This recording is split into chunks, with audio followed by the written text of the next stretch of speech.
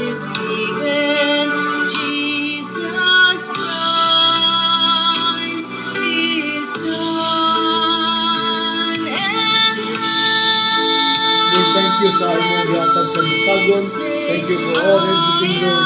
You are God, our Savior. Lord, let me, Lord, to pray for you, to ask your permission, to ask your privilege, to ask your provider. Lord, we are praying today, Lord.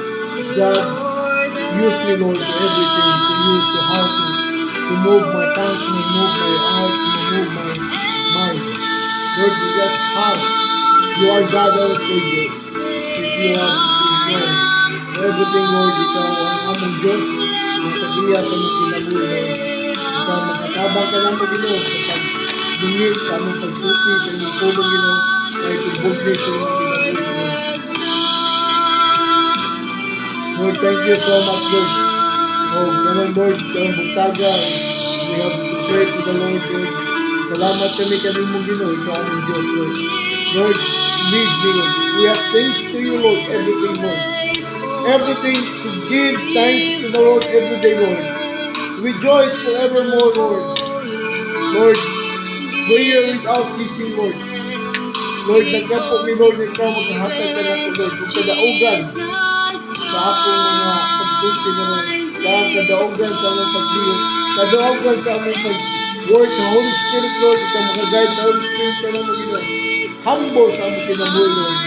Ikaw among Diyos, kagamahanan. Ikaw ay among Diyos na tag-iya sa tibok kalibutan. Lord, pag-lead ka na mo, Lord, by the grace of God. Lord, lead by the Holy Spirit, Lord. Ikaw makahatag na mo. Usa ka adlaw, nga usa ka kalag, madala na mo sa imong tiilan. To preach the word of God. Lord, thank you, Lord. We have everything, give thanks to the Lord. Thank you so much, Lord, for everything. Thank you for your sacrifice on the cross of Calvary. Thank you for your saving with us. Lord, thank you so much for guiding us, Lord. Thank you for the Holy Spirit to share, and thank you for sharing with the Holy Spirit, Lord. Thank you, Lord, for everyone. Lord, help us, Lord, for our hearing the word of God today. Thank you, Lord. Give me a guide today. You ask me in the name of Jesus Christ. Amen. So, mga igsoon, sa Thessalonians chapter 5, 16, 17, and 18, we have discussed about give thanks. Everything, give thanks. So, Lord, nag-pray mi Ginoo nga ikaw magkahatag ka na mo, Lord, kung kadaugan. Magpasalamat kami, Lord, sa pag-guide kanimo, Ginoo. Magpasalamat kami, Lord, sa imong gihatag dili ka namo, Lord, nga wisdom, knowledge, understanding, Ginoo.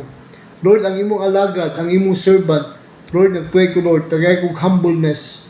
Lord, pag-guide sa akong Holy Spirit, Lord. Lord, nagampo ko, Lord, ikaw maghahatag o kadaugan, Lord. Ikaw mag-uban ka na mo, Ginoo, through the Spirit, Lord. Tabangi ko, Ginoo. Please help us, Lord, for how to speak the word of God, Ginoo. Today, I know, Lord, what is happening to this earth, Lord. I thank you, Lord, everything, Lord. And in the name of Jesus Christ, Amen. Ang atong kuwang mga igsoon sa abot sa atuang minsay kamong this early in the morning. 1 Thessalonians chapter 5, 16 and 18. I read it, the word of God. Rejoice forever. Verse 17, prayer without ceasing. 18, in everything give thanks, for this is the will of God in Christ Jesus concerning you. Lord, help us, Lord, for the word of God. 1 Thessalonians 5, 17, 16, and 18, Lord. Lord, ng kabo, we know you are your God. You are Creator. Lord, help us, Lord, for your servant to how to speak the word of God, Lord. Then help me, Lord, how to develop, how to boldness of speak the word of God, Lord, today. And this is early in the morning to hear the word of God, you know, in the name of Jesus Christ. Amen. We have now the topic today about in everything give thanks. Why most important the Christian to give thanks unto the Lord? Yes, we have thanks to the Lord because God is giving us to everything. Number one, He sacrificed on the Calvary. Number two, He gave own Son in the name of Jesus Christ. Number three, we give all the grand opportunity for the salvation, it's most important to us to know why Jesus died on the cross of Calvary. Christian, you are Christian today. I know you are very glad to receive, accept, to know, to learn. And God is always in our heart, always over there, always in the back. Because we are sealed by the Holy Spirit. Ephesians chapter 1 verse 13. We have heard the gospel. The gospel means death, burial, and resurrection. The book of my gospel, Matthew until John. We have heard about Jesus Christ. Why is Jesus Christ most popular on the world? Because He know 2,000 years ago, He gave His only begotten Son. He gave the Son because everybody, Romans 8 to 28, all things are together for good. Most important, we have not go to the heaven. In Romans chapter 6 verse 23, for the wages of sin is death, but the gift of God is eternal life through the Lord Jesus Christ. Most important, we know the Jesus. We can spread out the gospel. Great Commission, Matthew 28 verse 18. Go and preach the gospel. The Matthew 28, preach the word of God. Most important, in Romans chapter 10 verse 17, faith coming by hearing, hearing the word of God. Rejoice even more. Why? You are accept the Lord Jesus Christ for your personal Savior. Prayer without ceasing. That is more important to us, how to preach the gospel, how to pray, because God only one God, and God will be given to us the opportunity to learn about the Word of God, to speak the Word of God, and to deliver the Word of God. Most important for us. Because Jesus, you know, Jesus Christ always over there, because God is not dead. God is alive. That's why we have our mindset of mind, Jesus is alive. Because God is not dead. Everything with us. Everything give thanks to the Lord. Because God given to us. Forgiven for us. God will be repentance to through Jesus Christ. Because God is our heart. That's why our mind, put your mind in Christ. Because God lead us what are you doing on this earth. And to pray to the Lord, to ask them how to deliver for the Word of God. Ask them how to multiply and deliver for the Word of God. That's why in the Bible says in 1 Thessalonians 5:18, for it is the will of God in Christ Jesus Christ concerning you. Mona, this is a prophesize. If you want to follow Jesus Christ, in John chapter 10, verse 27, my sheep, I heard my voice. I know them. And they follow me. That's why we are here. Because we preach the gospel.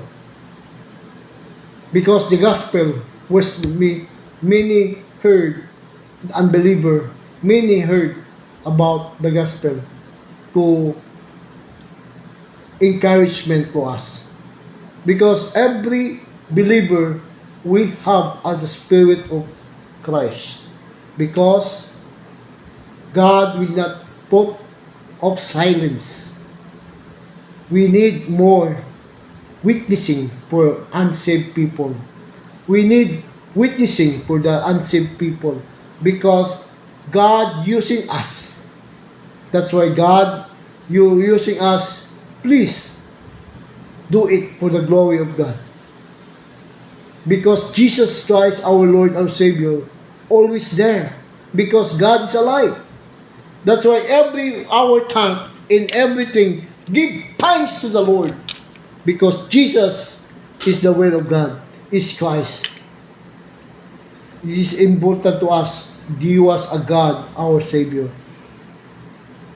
Only one to accept the Lord Jesus Christ for your personal Savior. Honestly, you heard the gospel today, I hope you humble your spirit. Give your life in shine the Lord. If you want to face your mind, receive Jesus. If you want to peaceful your mind, receive Jesus. If you have a problem, receive Jesus Christ. Because God was giving us in not loss. He's giving us a victory. That's why God is alive. We go to Jesus Christ. You believe the Bible. You believe that Bible can you can change your life. Bible is a bridge of our Christianity. Jesus is not here, but God said, "I am the seed. I am Hebrews." In Hebrews chapter, book of Hebrews, he said, "I sit down in the right hand of God." And Matthew, he going to up and tell, go and preach the gospel. And Matthew, and Mark 16:13, Mark 16:15. That's why, folks, when we have now the Holy Spirit and our heart to speak the word of God, because He lead us everything in God's way. That's why so many people, we did not know what is God. And God always there our life. God's always there to rescue our life. God always humble our heart. God is humble everything for us. God is giving a peace for us. Don't forget, we have now to bow your head and close your eyes. Heavenly Father, thank you for this morning, Lord. Thank you so much for everything, Lord. You are God alive. Lord, teach us, Lord, how to going up our life in the Word. Search you, Lord. And Lord, so many people to accept, so many people now in loss will not accept you, Lord. Thank you for the people to accept, to receive of the salvation, to receive the faith of God. Lord, encourage us to continue to search, continue to live, continue for serving for you are because you are living God. God, Lord, help us, Lord, how to growing up sa our life. Thank you, Lord, sa everything, Lord. Everything we give thanks to you. In the name of Jesus Christ. Amen.